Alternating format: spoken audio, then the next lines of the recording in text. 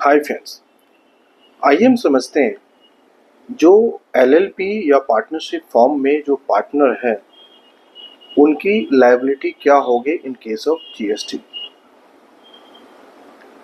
Section 90 of the CGST Act 2017 that deals with the liability of the partners of a partnership firm or the LLP।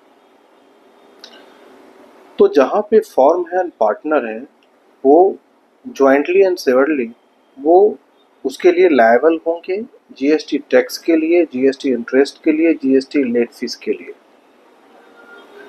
तो ये clear है कि सिर्फ ये partnership form या LLP पर ही नहीं होंगे, उनके जो पार्टनर हैं चाहे वो डेजिग्नेटेड पार्टनर है या पार्टनर है एलएलपी का या पार्टनरशिप फॉर्म का, उनकी भी जिम्मेवारी होगी पे ऑफ करने का, जो जीएसटी टैक्स हो, इंटरेस्ट हो या अदर जो फीस हो या लेट फाइलिंग फीस हो या पेनाल्टी हो, इसको पे करने का।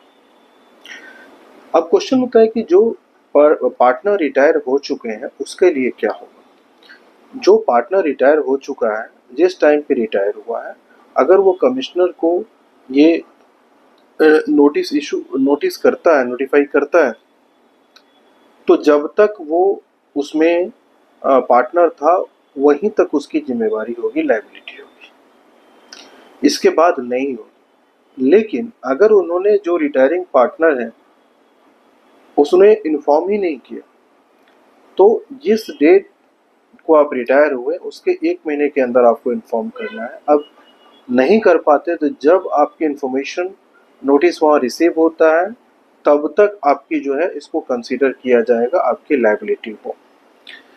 तो जीएसटी के केस में ऐसा नहीं है कि जो टैक्स की लायबिलिटी है, इंटरेस्ट की लायबिलिटी है, पेनाल्टी की लायबिलिटी है, लेट फाइलिंग फीस की लायबिलिटी है एंड अदर्स लायबिलिटी है, वो सिर्फ और सिर्फ पार्टनरशिप फॉर्म पे होगा या एलएलपी पे होगा।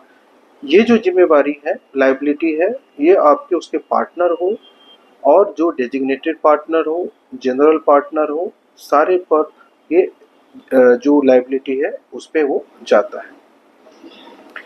तो अगर आपका एलएलपी के पास या पार्टनरशिप फर्म के पास पैसे नहीं है तो आपको जो उसके पार्टनर है वहाँ से रिकवरी की प्रोसीडिंग शुरू हो सकती है, जो भी उसके पार्टनर है।